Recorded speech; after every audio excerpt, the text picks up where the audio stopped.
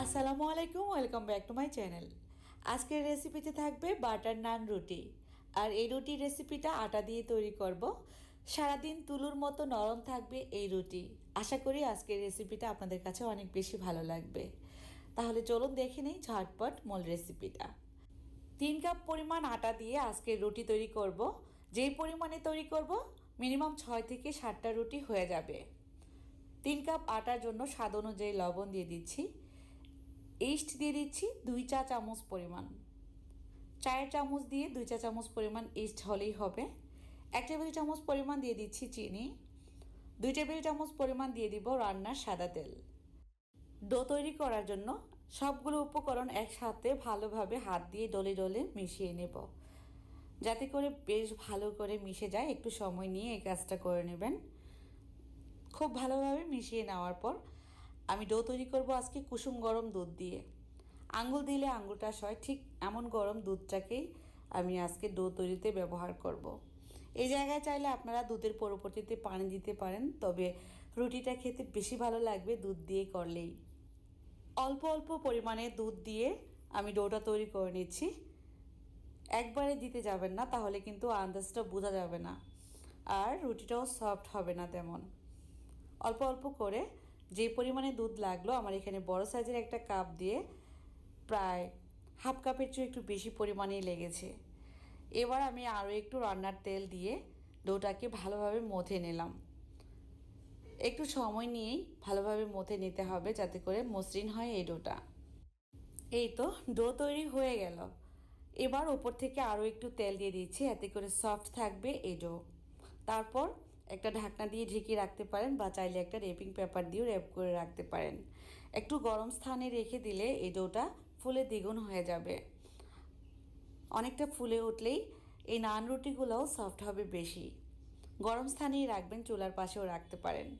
ঠিক 1 ঘন্টা পর ফিরে আসলাম। 1 ঘন্টার ভিতরেই এই ডোটা ফুলে দ্বিগুণ হয়ে যাবে। এবার বাতাসটা বের করে দেব হাত দিয়ে এভাবে করে চেপে চেপে। তারপর আরও একটু মথে নেব। 30 সেকেন্ডের মতো একটু বাতাসটাকে বের করে দিব, ঠিক এভাবে করে চেপে চেপে। বাতাসটা থাকলে রুটিটা যখন আমরা বেলবো তখন কিন্তু আবারও ফুলে উঠবে, সেজন্য বাতাসটাকে ভালোভাবে বের করে দিতে হবে। এবার রুটির শেপগুলো বের করে দিচ্ছি।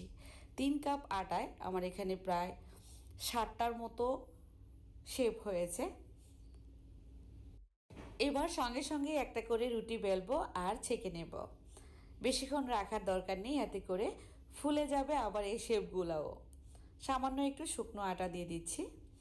এই রুটিটা মাঝারি সাইজ করে আমি তৈরি করব, চাইলে আপনারা একটু বড় সাইজ করেও বানাতে পারেন। আর এটার পুরুত্বটা কেমন হবে রুটিটা বেলার পর আমি একটু দেখিয়ে দিচ্ছি। একটু সামান্য মোটাই হবে, 1/2 ইঞ্চি পুর। নান রুটিটা সাধারণত একটু পুর না হলে খেতে ভালো লাগে না। এই তো একটা রুটি বেলা হয়ে গেল। সেম প্রসেসে সবগুলো রুটি আমি এভাবে বেলতে থাকবো।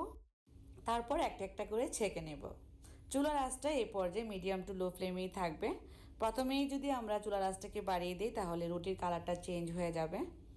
30 সেকেন্ড পর পর 2বার উল্টিয়ে দিচ্ছি। এটা আস্তে আস্তে করে ফুলতে থাকবে। অনেক বেশি ফুলকো না হলেও ভেতরটা পুরোপুরি ফাঁকা হয়ে যাবে ফুলে, ঠিক এমন ফুলবে। 1 থেকে 1.5 মিনিট সময় লাগবে এই রুটিটা ছেঁকে নিতে। রুটিটা যখন পুরোপুরি ফুলে উঠলো, এই পর্যায়ে আমি বাটার দিয়ে দিচ্ছি উপর থেকে।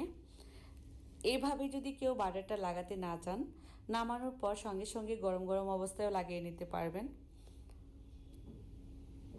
অপর পিঠেও ঠিক সেমভাবেই দিব, তবে আমি একটু ধনিয়া পাতা কুচি ব্যবহার করতেছি এই নানের মধ্যে। খেতে বেশ ভালো লাগে। ধনিয়া পাতাটা দিয়ে তারপর বাটার দিয়ে আমি একটু ব্রাশ করে দিলাম, নামিয়ে নিচ্ছি। সবগুলো রুটি একই প্রসেসে ছেঁকে নিলাম। আর যদি চান কেউ নামিয়ে করার জন্য, তাহলে ঠিক এই প্রসেসে করে নেবেন। নামানোর পর একটু ধনিয়া পাতা দিয়ে তারপর বাটার লাগিয়ে নিলেই হবে। রুটিটা গরম থাকলে বাটারটা এমনিতেই মেল্ট হয়ে যাবে। এই ধরনের নান রুটিগুলা বাসায় বানিয়ে খেয়ে দেখবেন কত বেশি মজার। যে কোনো কিছুর সাথেই খেতে ভালো লাগে। এবার আমি বলবো, আপনারা যদি চান এটা তেলেও ভাজতে পারেন, যদি তেল ছাড়া ভাজতে চান তাও পারবেন। বাটার না লাগাতে চাইলে তাও পারা যাবে, আপনাদের মন মতো করে ছেঁকে নেবেন আর কি।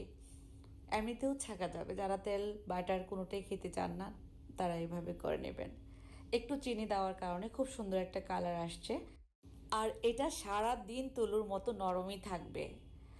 দোকান থেকে কিনে আনার পর নান রুটি দেখবেন কিছুক্ষণ পরই শক্ত হয়ে যায়, এটা শক্ত হবে না, সারাদিন তুলুর মতো নরম থাকবে। আর ভেতরটা একটু দেখিয়ে দিচ্ছি, একেবারে পুরো বর্ণটির মতো। এটার স্বাদ অন্যরকম।